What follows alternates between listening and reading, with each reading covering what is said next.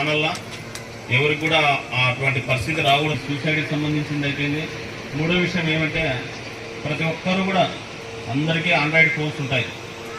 ఇప్పుడు ప్రతి ఒక్కరి దగ్గర కూర్చోన్నాయి. డెవలప్మెంటల్ యాక్టివిటీస్ సంబంధించిన విషయాలు అయితేనేమి, ప్రభుత్వం నుంచి అమరావతి నుంచి ముఖ్యంగా సెంట్రలైజ్డ్ ఆఫీస్ నుంచి ఐవీఆర్ఎస్ కాల్స్ వస్తాయి, వాటిని ఏ విధంగా నొక్కాలి అనే దానికి సంబంధించి అన్ని విషయాలు చెప్పారు.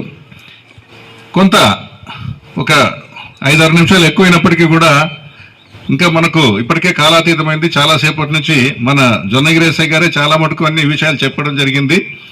మేము కొద్దిగా లేటుగా రావడం వల్ల మీకు కొంచెం విసుగు అనుకోవద్దండి. అయినప్పటికీ కూడా ఇంత మంచి అవకాశం, సువర్ణ అవకాశం, ఇంతమందితో మాకు ఇంటరాక్ట్ అయ్యేదానికి అవకాశం ఉండదు కాబట్టి కొంత సుదీర్ఘమైన కూడా చెప్పాల్సిన పరిస్థితులు అనేవి ఉన్నాయి. కాబట్టి ముఖ్యంగా మన భారతదేశంలో ఎత్ర నార్యంతు పూజ్యంతే రమంతు తత్ర దేవతానామం అని చెప్పేసి అన్నారు. అంటే ఈ సంస్కృతము, ఈ శ్లోకం యొక్క అర్థం ఏమంటే, ఎక్కడైతే స్త్రీలు పూజింపబడతారో అక్కడ దేవతలు నివసిస్తూ ఉంటారని చెప్పేసి. సో మీకు ఇక్కడ సమున్నతమైన గౌరవం ఇచ్చి మా ఎమ్మెల్యే గారి సమక్షంలో మిమ్మల్ని అందరినీ ఇక్కడికి చేర్చాం కాబట్టి ఇక్కడ మీతో పాటు పైనుంచి ఆకాశంలో ఉన్న దేవతలందరూ కూడా ఇక్కడ మిమ్మల్నే కాదు మమ్మల్ని అందరినీ కూడా ఆశీర్వదిస్తున్నారు. ఇలాంటి మహా అవకాశాన్ని ఇచ్చినందుకు ఈ గ్రామ ప్రజలందరికీ కూడా నా యొక్క హృదయపూర్వక నమస్కారాలు మరొకసారి తెలియజేసుకుంటున్నాను. ముఖ్యంగా మన భారతదేశంలో మన యొక్క సంస్కృతి తర్వాత ఆచారాలు అయితేనేమి, వ్యవహారాలు అయితేనేమి, సాంప్రదాయాలు అయితేనేమి, జానపద రీతులు అయితేనేమి, వీటన్నింటిలో కూడా స్త్రీకి సమున్నతమైన స్థానం అనేది ఉంది. ఈ మధ్యకాలంలో కొంత స్త్రీలకు సమానమైన హక్కులు లేవని చెప్పేసి ఒక అపవాదం వచ్చింది. కానీ ఒక 2-3 నిమిషాల్లో మీకు చెప్తాను. మన భారతదేశానికి మూలమైన ఒక నాగరికత, ఈ నాగరికత అనేది ప్రపంచంలో అన్ని నాగరికతలు కూడా అంతరించిపోతే కూడా మన నాగరికత అనేది అట్లాగే కంటిన్యూ అవుతుంది. అందులో మొదటి నాగరికత సింధులో నాగరికత. అందులోంచి మనకు సింధు కానీ, హిందూ కానీ, ఇండియన్ అని కానీ, హిందూ అనే పదాలు కానీ వచ్చినాయి. అందులో ముఖ్యమైన పూజ చేసేది ఏ పూజ అంటే అమ్మ తల్లి, అంటే గాడెస్, మదర్ గాడెస్ అని చెప్పేసి అని అక్కడ పూజ శివుడికి కాదు. అప్పటి నుండి ఇప్పటిదాకా కూడా మన భారతదేశంలో స్త్రీకి ఎక్కువగా పూజించే అవకాశం అనేది ఉంది, స్త్రీకే ఎక్కువ గౌరవించే అవకాశం అనేది ఉంది. ఆ తర్వాత కాలంలో వేద కాలంలో కూడా పురుషులతో సమానంగా గార్గే అయితేనేమి, మైత్రేయి అయితేనేమి, మామూలుగా లేకపోతే వైఎస్ఆర్ పార్టీని తిట్టుకుంటా మేము ఇవ్వాల్సి వస్తుంది. మామూలుగా ఈ సదస్సు చాలా బ్రహ్మాండంగా ఆడవాళ్ళకి నిజంగంటే ఇబ్బందులు ఉంటే ఎక్కడ చెప్పుకోవాలా, ఎవరికి చెప్పాలా, అవన్నీ దాని గురించి కరెక్ట్గా ఎక్స్ప్లెయిన్ చేయడానికి పెట్టిన సదస్సు. చాలా సంతోషంగా ఉంది ఇక్కడ సదస్సుకు వచ్చి. తెలుగుదేశం పార్టీ జెండా ఎత్తిన పిల్లిగింది. అన్న ఇట్లా అయిందంటే నువ్వు తప్పు చేసినప్పుడు న్యాయం ప్రతి ఒక్కరికి ఒకటే మాదిరి ఉంటుంది. దయచేసి ఇట్లాంటి ఫోన్లు మరి ఇంకొకసారి చెయ్యకు. లేదన్నా నేను మా మామ కూతురునే పెళ్లి చేసుకున్నా అంటాడు. అరే మామ కూతురు అయినా ఏమైనా కానీ నువ్వు చిన్న పాపని నువ్వు పెళ్లి చేసుకునేది. ఇప్పుడు ఆ పాప నీ వలన ఆ పాపని కర్నూలు, అంటే ఆ పిల్ల పెద్ద మనిషి అయ్యేదాకా, అంటే పెద్దగా 18 ఏళ్ళు అయ్యేదాకా కర్నూలులో పెట్టుకుంటారు, తీసుకుని పోయి హాస్టల్లో, స్టేట్ హాస్టల్లో పెట్టుకుంటారు. మరి ఈ పిల్లోడు చేసిన తప్పుకి ఆ పాపకి కర్మనే కదా. మీ అందరు కూడా ఆలోచించాలి ఈ విషయం కూడా. మనకి ఈ కరోనా ఎప్పుడైతే వచ్చిందో అప్పటి నుంచి ఈ లవ్ మ్యారేజ్ లేదనేది కూడా పెద్ద తలకాయ నొప్పి మనకు తయారైంది. అప్పుడు బయటికి పోకుండా పిల్లలకి అందరికీ మనం ఫోన్లు ఇచ్చినాము.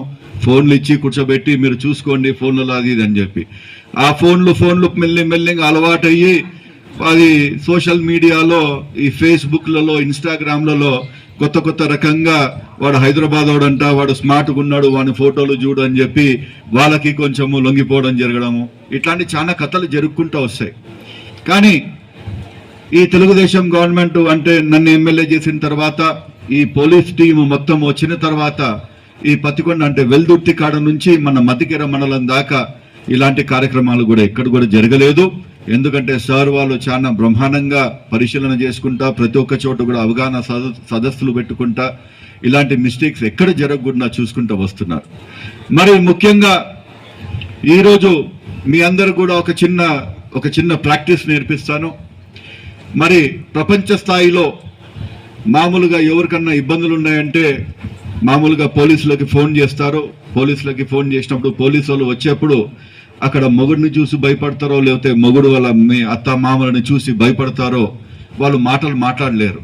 అట్లాంటి సమయంలో మీరు ఇట్లా చెయ్యి పెట్టి ఇట్లా 2 సార్లు అంటే ఇది నాకు సహాయం చేయండి అని చెప్పి ప్రపంచవాచ్యంలో హెల్ప్ సిగ్నల్ ఇది.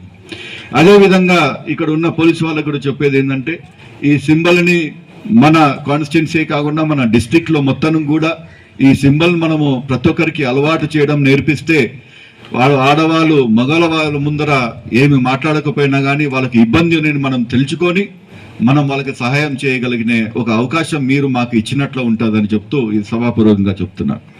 అదేవిధంగా ఇందాక అన్నారు మా పిల్లోడు 10వ తరగతి కూడా చదవడం లేదు, అయినా కానీ మోటార్ సైకిల్ ఇద్దరిని ఎక్కించుకొని నడుపుతారని చెప్పి చాలా మంది తల్లిదండ్రులు చాలా గౌరవంగా ఫీల్ అవుతారు.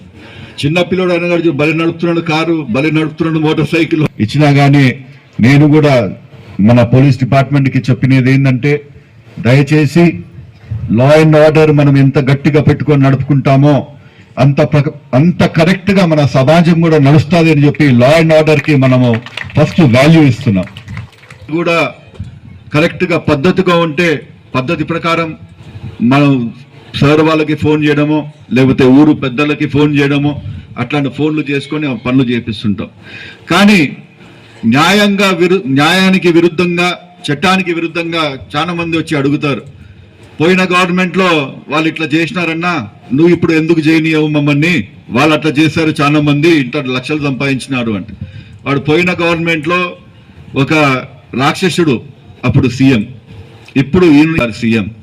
మనకి ముఖ్యంగా ఆడవాళ్ళకి చంద్రబాబు నాయుడు గారి ఆధ్వర్యంలోనూ ఈరోజు మధ్యాహ్నం కూడా నేను మహిళలకి మన పొదుపు సంఘాల వాళ్ళకి సెల్ ఫోన్లు మొత్తము పత్తికొండలో ఎంతమంది అయితే సంఘాలు ఉన్నాయో ఆ సంఘాల వారీగా ప్రతి ఒక్కరికి కూడా సెల్ ఫోన్లు ఇవ్వడము, పోయినసారి అంగన్వాడీ ఆయలకు కూడా సెల్ ఫోన్లు ఇవ్వడం జరిగింది. చంద్రబాబు నాయుడు గారి గవర్నమెంట్ లో ప్రతి ఒక్కటి కూడా మొదటి పీత్రము కంపల్సరీ ఆడవాళ్ళకి, దాని తర్వాత మీ మగవాళ్ళ అమోత్సవం అని చెప్తూ మరీ సభాపూర్వకంగా ప్రతి ఒక్కరికి కూడా గుర్తు తెప్పిస్తున్నాను. ఆడ పోలీస్ స్టేషన్ కాడికి పోయి ఎందుకు మేము బయట నిల్చుకోవాలా అని చెప్పి మా కాడికి చాలా మంది రావడం జరుగుతుంది. మీరు ఏం భయపడకండి, మా వాళ్ళు ఉన్నారు, మేమున్నాము, పెద్దల కాడికి మిమ్మల్ని తీసుకుపోవడానికి మనుషులను కూడా ఇచ్చి పంపిస్తాము.